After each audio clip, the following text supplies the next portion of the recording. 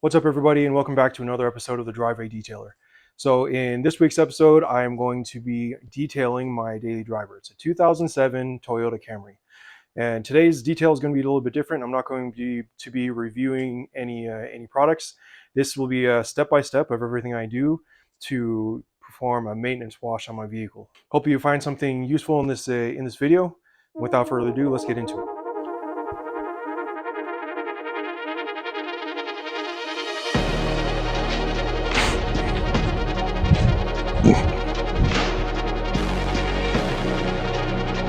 So as you can see, my car is pretty dirty. When I recorded this video, we had just gotten some summer thunderstorms a couple days before, so the rain had left some dirt on the paint. So you can see that I had some work to do, but hopefully you'll see at the end of the video that the end result turned out pretty good. Also, on this side of the car, you can see the reality of my very old 2007 Toyota Camry with 450,000 miles on it. That's just how it is. But just because the clear is gone doesn't mean that I don't want to take care of it and make sure that I can make it look as good as possible. So first off here, we have wheels and tires. I always start off by rinsing off the wheel wells on whatever car I'm working on, and then I'll move on to rinsing off the tires and wheels.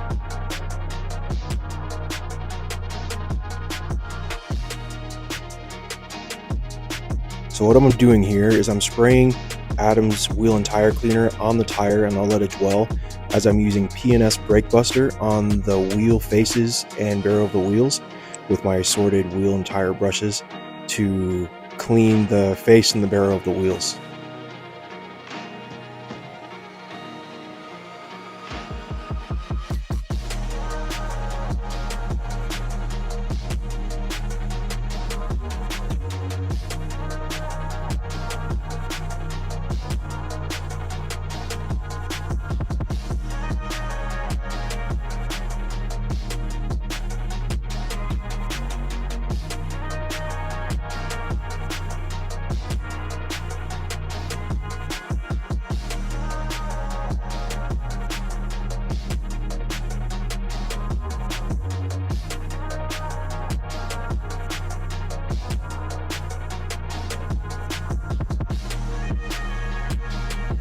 So you might be wondering what I'm doing here. I use my finer boar's hair brush to get into the corners that my wider brush doesn't get into. You'll find this useful if you have like wheels with really intricate kind of like thin patterns on them where the finer boar's hair brush will get into all the cracks and crevices. But since my wheel face is kind of doesn't have like the small spokes, I just use it to get into the lugs, into the corners, and usually that's all we need to do.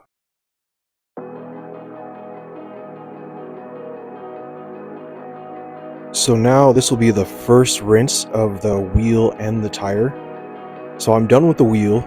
Now I'm moving on to using Adam's wheel and tire cleaner on the tire to clean the tire.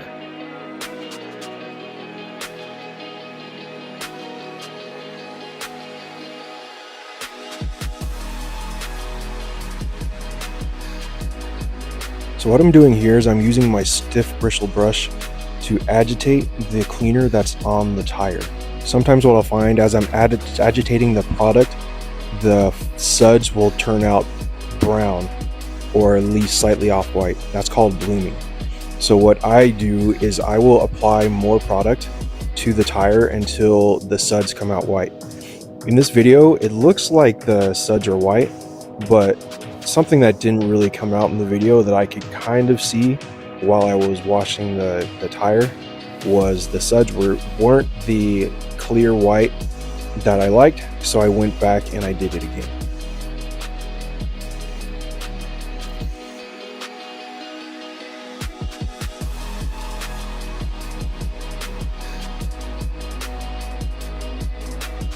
So that is how I clean the wheels and tires on my cars, and I will repeat these steps for all 4 tires.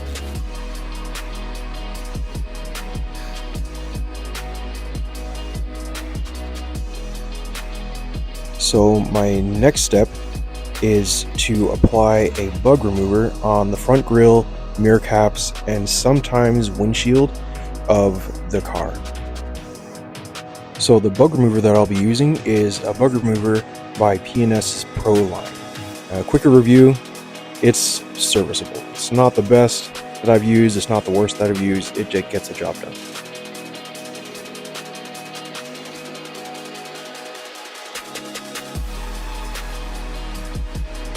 So for my next step, I will apply a snow foam over the bug remover while the bug remover is dwelling.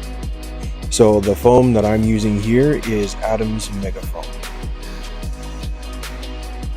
So this step is pretty simple.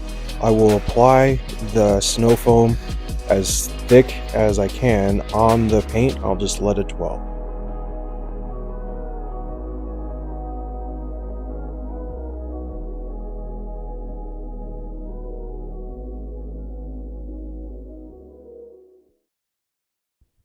After I've let the foam dwell for a little bit, I will take my pressure washer and I will rinse off any remaining foam left on the vehicle.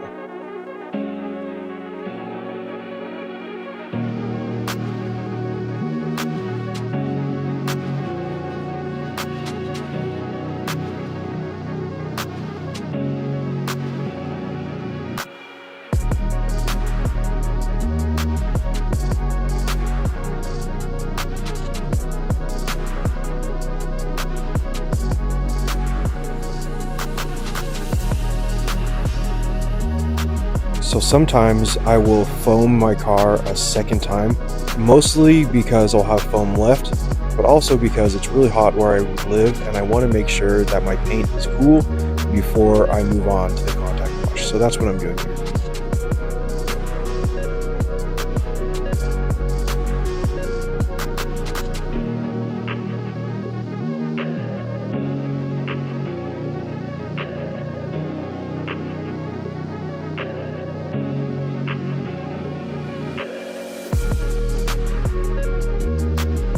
My next step is the contact wash. So this is pretty straightforward. What you'll notice is I will always go in either horizontal motions or vertical motions, never in circles. Generally speaking, if you do your contact wash in circular motions, it gives you more of a chance of leaving swirl marks and little scratches or marks in your paint. So you want to avoid going in circles.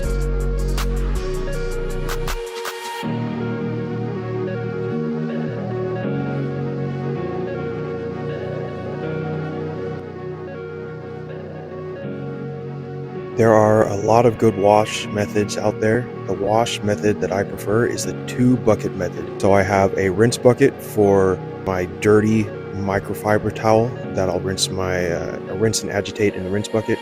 Then I'll transfer it to the bucket with the clean suds before I move on to the next panel for contact wash.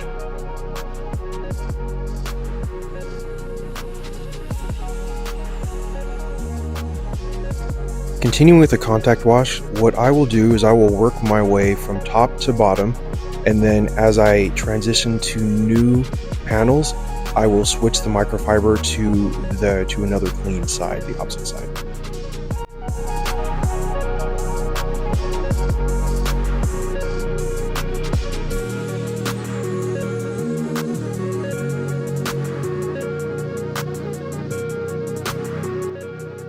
After I'm finished with the contact wash, I will rinse, and then after the rinse, I will apply a layer of CarPro Hydro 2 as a quick layer of protection for the paint.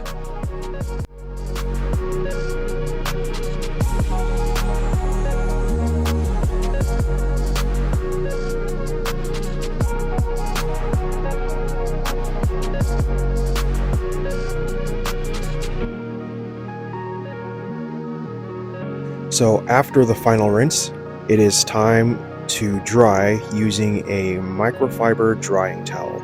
So I will work my way around the car with my microfiber drying towel, drying the body and also the windows.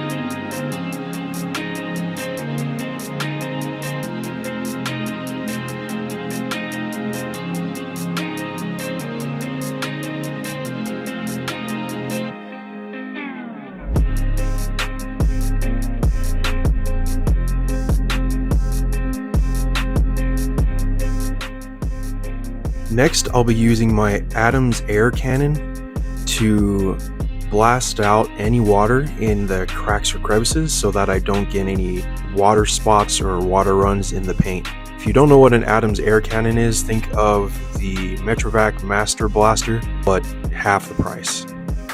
I'll be featuring this in a upcoming video, so stay tuned for that.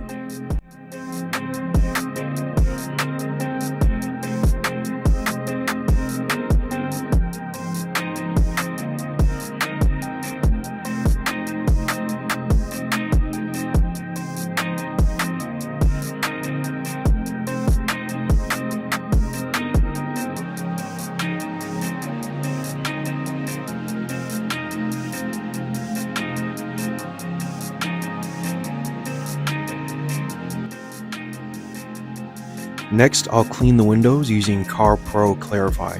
So what I do is I will work my way around the exterior of the vehicle, and then I will work my way around the interior of the vehicle to make sure that all of my windows are as clear and as clean as possible.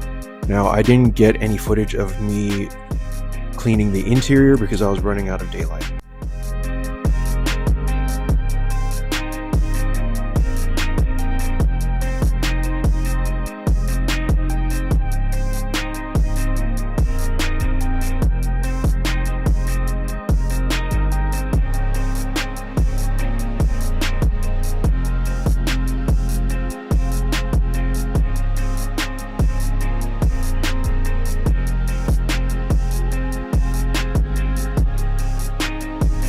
So the very last step in every detail that I do is applying a tire dressing. And the tire dressing that I'm using is Adams Tire Shine. And I will work my way around all 4 tires.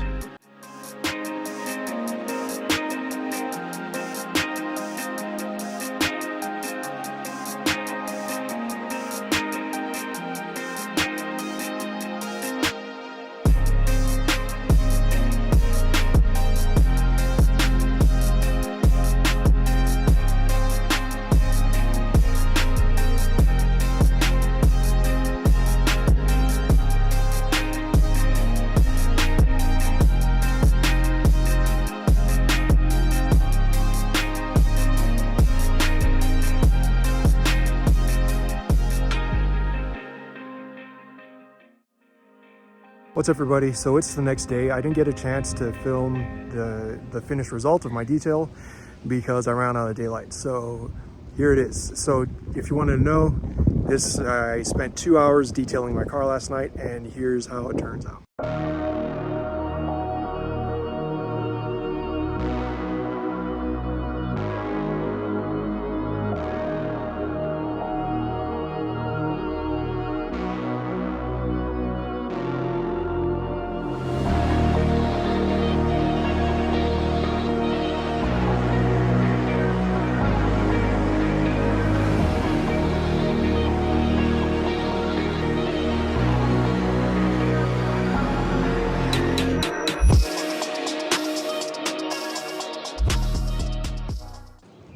So the question some of you may be having is, why spend so much time and effort detailing a car that's obviously kind of beat up and has had some wear and tear?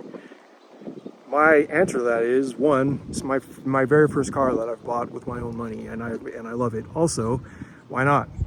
I mean, I enjoy detailing, and just because a car has seen better days doesn't mean that I should just completely let it go. And that's usually how I detail my cars. I was running out of daylight, so what I didn't show you is I vacuumed a little bit and wiped down the interior. My interiors don't really get too dirty because, especially with my daily driver, it's just me and I keep it clean. I don't really eat in my car. I don't track a whole lot of dirt in my car, so it's just, you know, a little bit of dust, a little bit of dirt, and you vacuum and you're good. So hopefully you found something useful. I'm sure there's something I'm not doing right, or maybe some of you think that's overkill. Whatever your opinion is, drop me a comment down below, because I read all the comments and I try to respond to as many comments as I can. But that's how I do it. That's what gives me the most satisfaction, and that's what I think gives me the best results in the end. So that's how I do it. If you do it a different way, drop me a comment down below. But That's all I have for today. If you like this video, please give this video a like on your way out. Subscribe to my YouTube channel if you want to see more, and I will see you on the next one.